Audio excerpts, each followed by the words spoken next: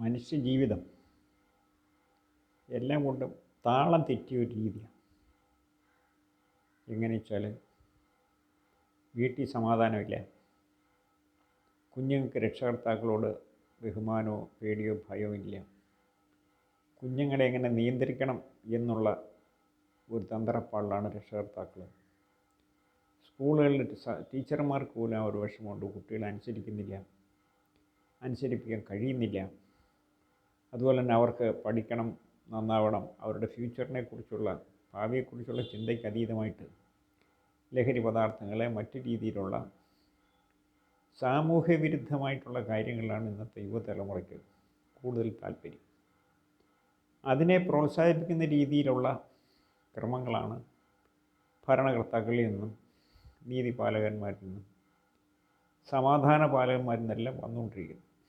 ഇതിനിപ്പോൾ നമ്മളെവരൊക്കെ കുറ്റക്കാരാണ് എന്ന് അവരെ ഒന്നിച്ചടച്ച് പറയുന്നുകൊണ്ട് യാതൊരു പ്രയോജനവുമില്ല. ഇത് പല കാലങ്ങളായിട്ട് നമ്മളിൽ വന്നുപോയ ഒരു വഴിതെറ്റലാണ് ഇതിന് കാരണം. അപ്പോൾ ഇതിൽ നമ്മൾ ചെറുപ്പക്കാരിപ്പോൾ വളരെയേറെ ശ്രദ്ധിക്കേണ്ട ഒരു കാര്യം, നമുക്ക് ഇപ്പോൾ നമ്മളെവിടെ നിൽക്കുന്നു, നമ്മുടെ മൂല്യച്യുതി, അതുപോലെ സാംസ്കാരികമായ അപത്തനം, ഇതെല്ലാം നമുക്കറിയാം. ഇതിൽ നിന്ന് വ്യത്യസ്തമായിട്ട് ഉന്നത നിലവാരം പുലർത്തുന്ന, ഉന്നത സാംസ്കാരികമായ അറിവിലും ഉന്നത നിലവാരം പുലർത്തുന്ന ഒരു തലമുറ വേണം ഇനി വരാൻ എന്ന് നമ്മൾ മനഃപൂർവ്വമായിട്ട് വിചാരിച്ചാലേ പറ്റൂ. അതിന് സാധാരണ പണ്ടുള്ളവർ പറയും, വിത്ത് ഗുണം 10 ഗുണം, അതുപോലെ അപ്പന് പിറന്ന അപ്പിടിയിരിക്കും, ഇങ്ങനെയൊക്കെ ചില പറച്ചിലുകളുണ്ടായിരുന്നു. പക്ഷേ അതെല്ലാം വളരെ ശരിയാണ്. നമ്മൾ ഒരു വിവാഹം കഴിച്ച് ഒരു തലമുറ നമ്മളിൽ നിന്നുണ്ടാവണം എന്നാഗ്രഹിക്കുമ്പോൾ നമ്മൾ അപ്പം ചിന്തിക്കേണ്ട വിഷയം, എന്നിൽ നിന്നുണ്ടാകുന്ന ഒരു തലമുറ എങ്ങനെ ഇരിക്കും എന്ന് ചിന്തിക്കാൻ നമ്മളെല്ലാവരും ബാധ്യസ്ഥരാണ്.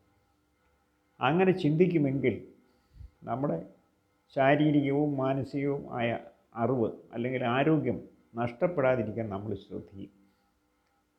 ഇപ്പോൾ ഒരു 10, 20, 25, 30 വയസ്സായി കഴിഞ്ഞാൽ ഒരു വിവാഹം കഴിക്കണം, ഒരു സ്ത്രീ, ഒരു പെൺകുട്ടി നമ്മുടെ കൂടെ താമസിക്കണം എന്നുള്ള ചിന്തയ്ക്ക് അപ്പുറമായിട്ട്, അല്ലെങ്കിൽ പിന്നെ കുറേ സ്ത്രീധനം സ്വർണ്ണമൊക്കെ മേടിച്ച് സൂക്ഷിക്കണം, ഇങ്ങനെയുള്ള ചിന്തയ്ക്കപ്പുറം എനിക്കൊരു പരമ്പര ഉണ്ടാവാൻ വേണ്ടിയിട്ട് ഒരു കന്യകയെ, ഒരു സ്ത്രീയെ സ്വീകരിക്കണം, സ്ത്രീയെ കിട്ടണം എന്നുള്ളൊരു ചിന്തയിലേക്ക് നമ്മൾ മാറേണ്ടിയിരിക്കുന്നു. യാതൊരു കാരണവശാലും വിവാഹത്തിലൂടെ കിട്ടുന്ന സ്വത്ത് ധാരാളമായിട്ട് ചിലവഴിച്ച് ജീവിച്ച് കളയാം, സൂക്ഷിച്ച് കളയാം എന്നുള്ള ചിന്ത പുരുഷന്മാരെ സംബന്ധിച്ച് ഒരു കാരണവശാലും ശ്ലാഘനീയമല്ല.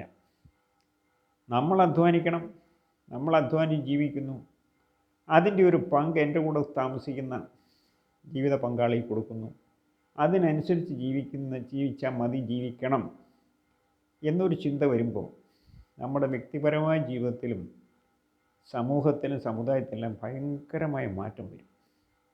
അങ്ങനെ മാറ്റം വരുത്തി എടുക്കാൻ നമ്മൾ ചെറുപ്പക്കാർ ഓരോരുത്തരും, ചെറുപ്പക്കാരികളും മനഃപൂർവ്വമായിട്ട് വിചാരിച്ചാലേ പറ്റൂ.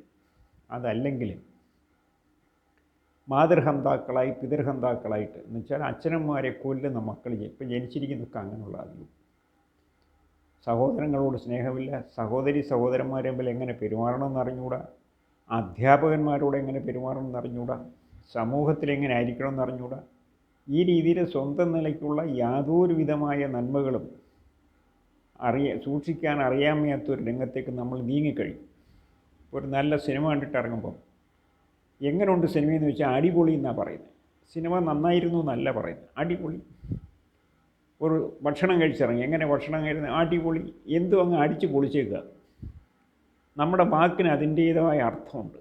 അതായത് ആദ്യം ഒരു കാര്യം മനസ്സിലാക്കേണ്ടത്, ഈ സകല ചരാചരങ്ങളും മനുഷ്യൻ നമ്മളെല്ലാം തന്നെ ഈശ്വരാംശമാണ് എന്നുള്ള ബോധം നമുക്ക് വേണം. നമ്മൾ പറയുന്ന വാക്കുകളും നമ്മൾ ആഗ്രഹിക്കുന്ന കാര്യങ്ങളും ചിന്തകളും ഇന്നല്ലെങ്കിൽ നാളെ അത് സഫലമാവുക തന്നെ ചെയ്യും. അങ്ങനെ വരുമ്പോൾ വായിന്നൊരു വീഴ്വാക്ക് വീണു പോയാൽ അത് നാളെ നമുക്ക് വിപരീതമായ ഫലം പ്രദാനം ചെയ്യും എന്നുള്ള ബോധം നമുക്ക് എല്ലാവർക്കും വേണം. അപ്പോൾ നമ്മുടെ വാക്ക്, ചിന്ത, പ്രവൃത്തി, ഇതൊക്കെ തന്നെയാണ് നമുക്ക് നാളെ സ്വർഗവും നരകവും എന്തായാലും സൃഷ്ടിക്കുന്നത്.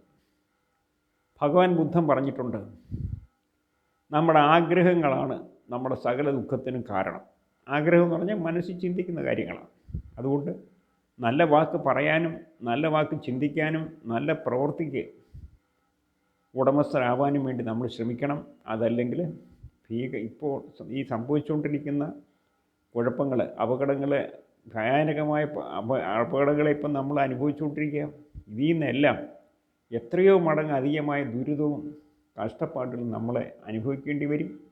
അതിന് പരിഹാരം കാണാൻ ദൈവം ഇറങ്ങി ഒന്നും ചെയ്യുമെന്ന് വിചാരിക്കേണ്ട. നമ്മൾ സത്യസന്ധമായിട്ട് ജീവിച്ചാൽ, പ്രാർത്ഥനയോടും ആ രീതിയിലുള്ള ധ്യാനം തുടങ്ങിയുള്ള കാര്യങ്ങൾ ജീവിച്ചാൽ നമുക്ക് പ്രവർത്തിക്കാൻ ആവശ്യമായ ശക്തി ദൈവത്തിൽ നിന്ന് കിട്ടും. നമ്മൾ തന്നെ പ്രവർത്തിച്ചേ പറ്റൂ. അപ്പം താൻ നിരന്തരം ചെയ്യുന്ന കർമ്മങ്ങൾ താൻ അനുഭവിച്ചിടുക എന്നേ വരൂ. നമ്മൾ ചെയ്യുന്ന പ്രവർത്തിയുടെ ഫലങ്ങൾ തന്നെയാണ് നമ്മുടെ വിധിയിലെ ഭാവിയിൽ നന്മയായിട്ടും തിന്മയായിട്ടും സ്വർഗമായിട്ടും നരകമായിട്ടും ഒക്കെ വരുന്നത്. അപ്പോൾ ഇത് മനസ്സിലാക്കി പ്രവർത്തിക്കാനുള്ള ഒരു പരിചയം, അങ്ങനെയുള്ളൊരു പരിശീലനം, അങ്ങനെയുള്ള അറിവ് നമ്മൾ സ്വയം ഉൾക്കൊള്ളണം, അടുത്ത തലമുറയ്ക്ക് കൊടുക്കണം. അതിനുള്ള അറിവ് ആർജിക്കണം എന്നുള്ള വാശിയാണ് നമുക്കിപ്പോൾ വേണ്ടത്.